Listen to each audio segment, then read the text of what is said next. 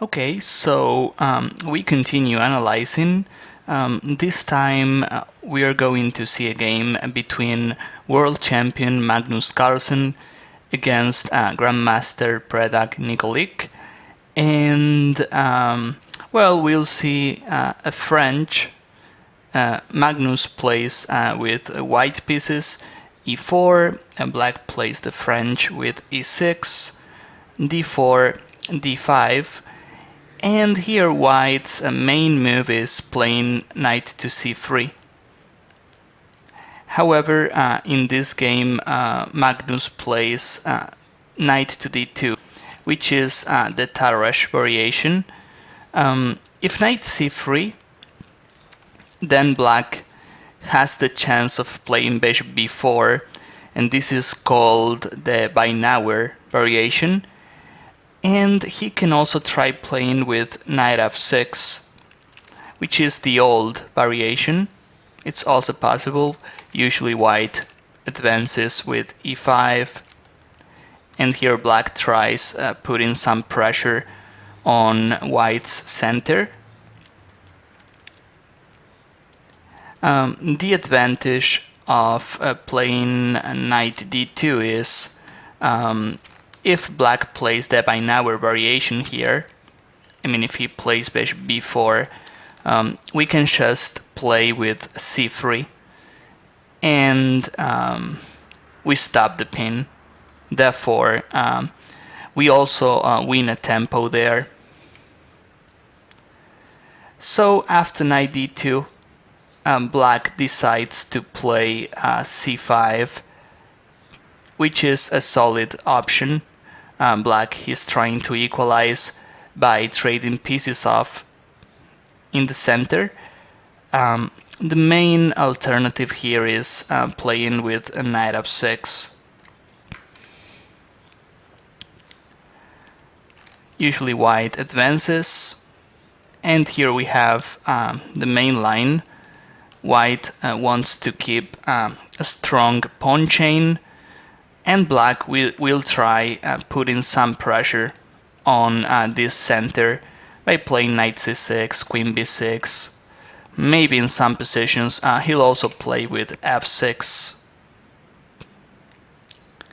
But yeah, we'll see after c5. We'll have a different kind of position. White takes on d5, and here I take with the queen on d5. When I play this as black, I play queen takes. I know when we play this we are moving the queen, but the queen can always go back to d8. The thing is, when black takes with the pawn, white, he'll take on c5 sooner or later, and the d5 pawn, as you can see, d5 is isolated, and having an isolated pawn is not good from the positional point of view.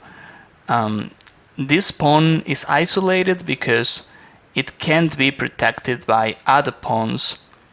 Can only be protected by pieces like the knight, maybe the bishop. And if we play an endgame, the isolated is going to be weak, can only be protected by the king. Therefore, you know, the isolated, it's usually a bad pawn. That is why I prefer taking with the queen here. I mean, black's pawn structure is still good. All his pawns are connected. After pawn takes, Magnus plays knight to f3. And here black, before getting the isolated, he decides to play c4.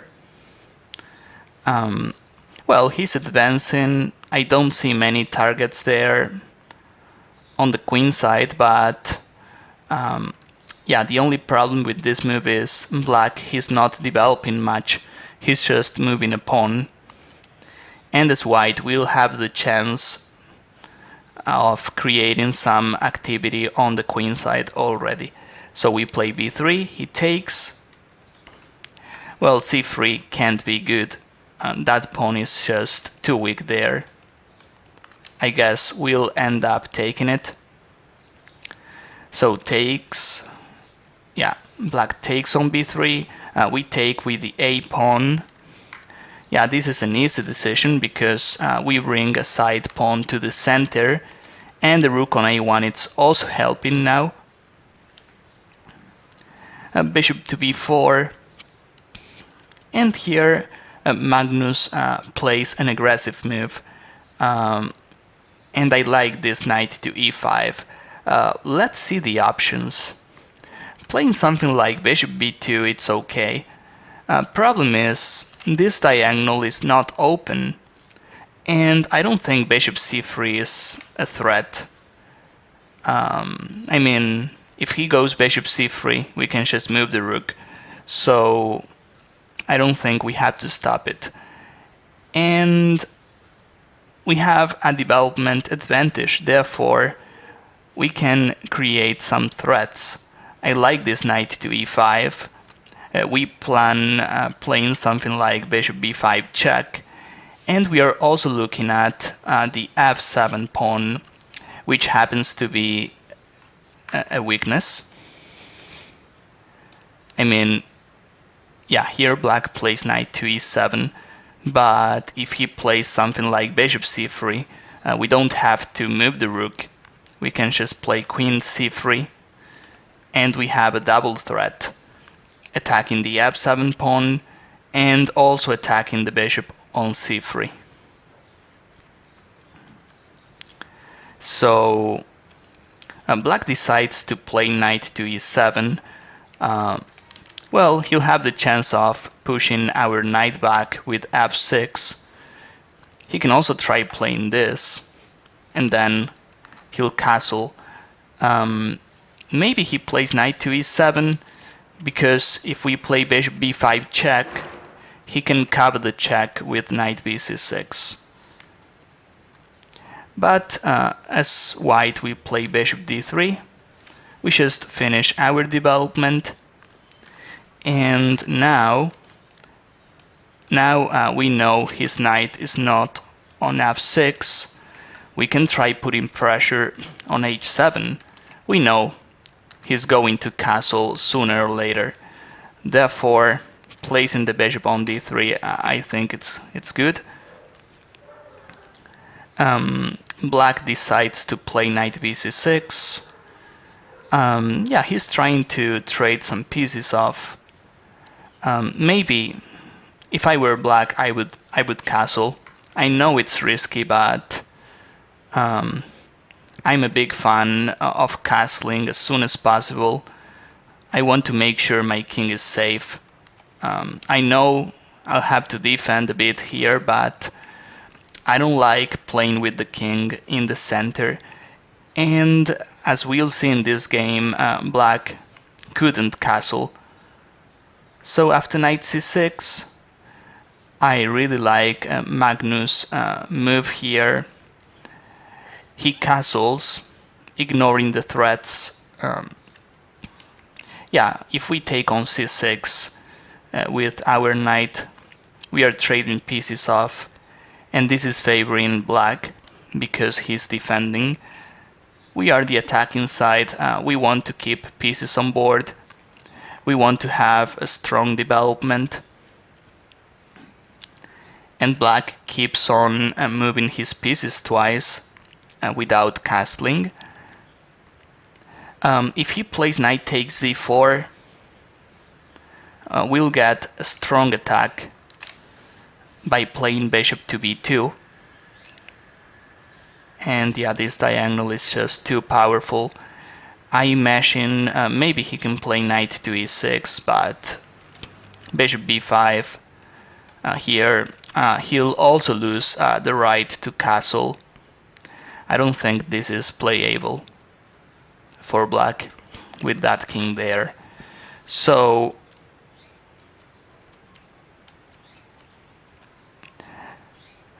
Again, I think he can castle here, maybe. As I said before, we'll have to defend a bit as black, but this is the lesser evil. I mean, there's no mate yet. Bishop c3 is just too ambitious. Black is after material without a strong development. So Magnus plays rook a4, and black decides to take the d4 pawn. We play knight takes, defending that bishop on d4. And here is white. We are down a pawn. However, his king is still on e8, and that is a big advantage. We have to make sure that king is, stays there on e8. We have to stop this move. And in order to do that, we have a simple move.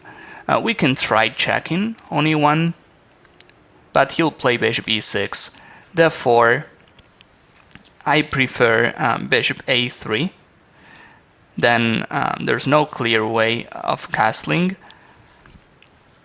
He has to play bishop e6. If he goes knight to e7, trying to castle, then we just take the bishop.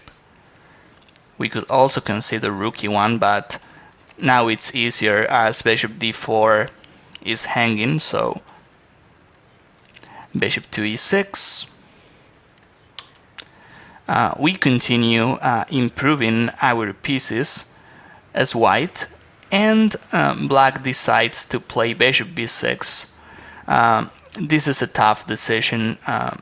Maybe bishop f6 is better. It's hard to tell, but the thing is, the bishop here is controlling more squares. From b6, the bishop is attacking f2. On the other hand, we have this diagonal now, and Magnus plays queen a1. If you take a look at this position, we have a lot of diagonals. d3 f8, a1 e7, and d3 h7. We have a lot of targets, and we are just down a pawn. I mean, the pawn was a good investment. Black plays, I think this is a good move.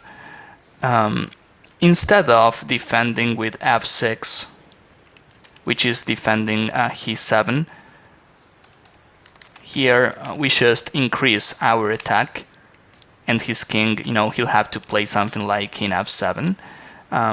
Black prefers offering his pawn back, but he wants to, he's paying attention to development. Magnus plays b4. He's not taking on e7. Remember this concept. Material is not as important as the initiative. Here, for instance, if we take on e7, he'll just castle queenside, and then he'll have a strong attack on the he file. He'll place the rook on the same file as our king. And that's not funny, of course. We don't want that. So after queen c7, we just play b4. If black wants to castle on the queen side, we'll make sure we have a pawn storm there. We also have a strong attack on the a file. So here black decides to play f6. For some reason he's not castling queenside. I think if he does, we can play b5. And here we have a lot of possibilities on the queen side. In some variations, we can also consider sacrificing this change on a7. Yeah, as long as we open the king, we can consider it. And of course, we have a positional advantage too. We have moves like knight d4, which are great looking. Yeah, castling queenside, it's risky for black. However, I think it's better than f6, because f6 is weakening that position a lot and allows rook e1. We are developing for free, winning a tempo, and he has to play king f7. After king f7, yeah, this king is not safe at all. As you can see the arrows, we have a lot of diagonals and a lot of files around this king. This is how a Grandmaster looks at that position.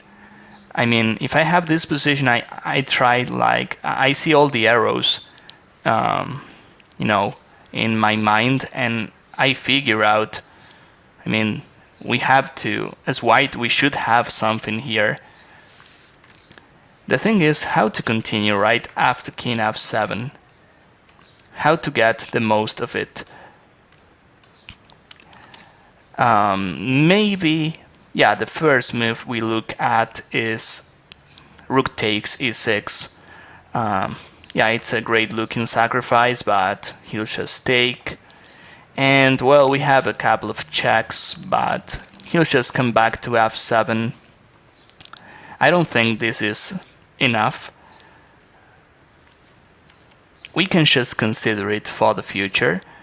I'm also considering playing b5, because when I play b5, my rook on a4 is coming to the king side. Therefore, we'll have a strong attack there. And I realize,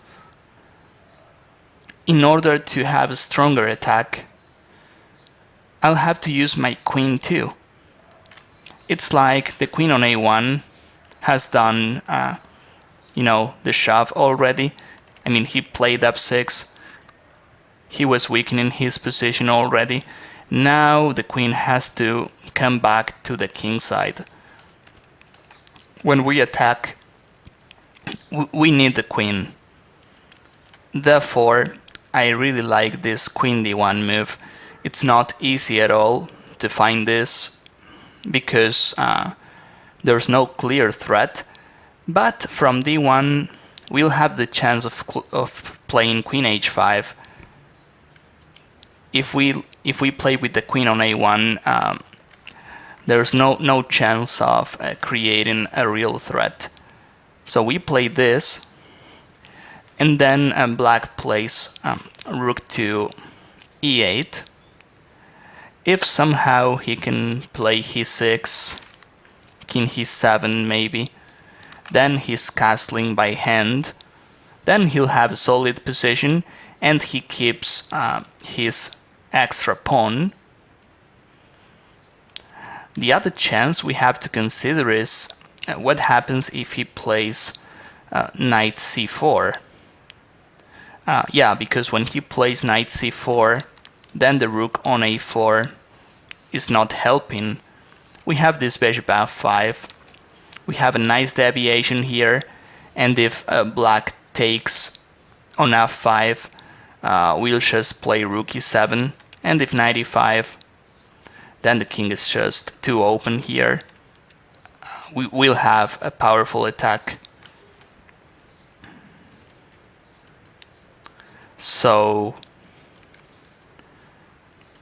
that is the reason why black plays rook to e8 first, overprotecting this bishop on e6. But here comes white's punishment. As we pointed out before, we have a lot of lines, and after calculating all the variations, white played knight e5. The good thing is this is a forced variation, because I mean, black has to take, otherwise we'll just take on e6, winning a piece. So pawn takes, and the simple queen f3 check. Queen h5, he'll just play e6, and I don't see a mate. After this, As we said before, this is a forced variation. He can't cap the check with queen f4 because we take it with the rook. Therefore, he plays king e8. Now his rooks are not connected anymore, and we see the f8 square is key in order to mate him. We can also see that rook on e8 is kind of overloaded, defending f8 and also guarding the bishop on e6.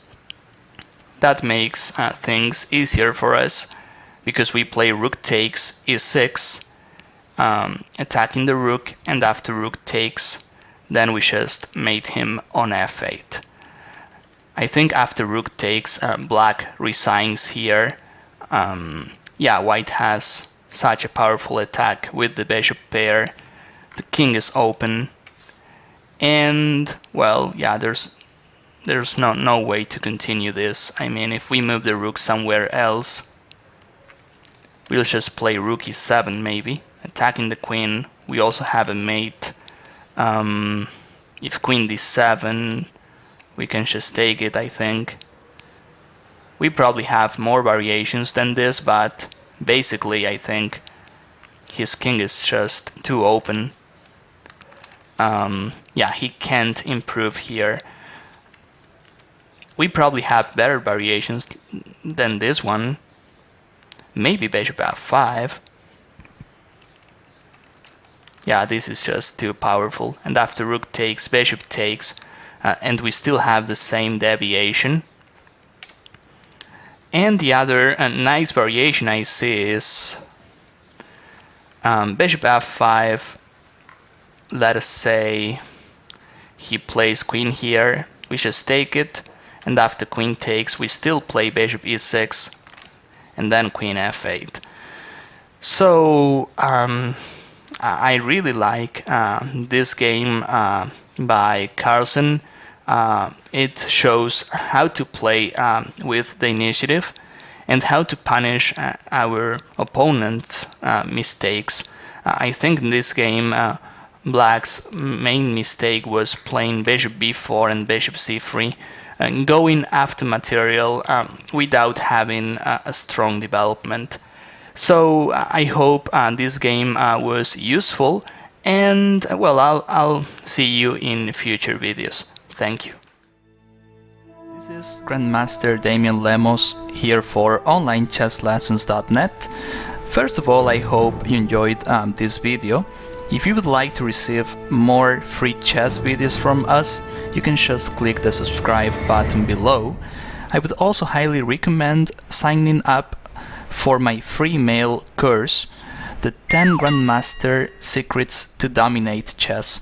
During this exclusive course from onlinechesslessons.net, I'll share with you my own Grandmaster shortcuts to effective attacking, defending, and growth hacks to improving your chess without complicated books or memorization. So sign up by clicking the sidebar on the right, and I know you won't be disappointed. Once more, this is Damian for onlinechesslessons.net, and I'll see you in my videos. Thank you.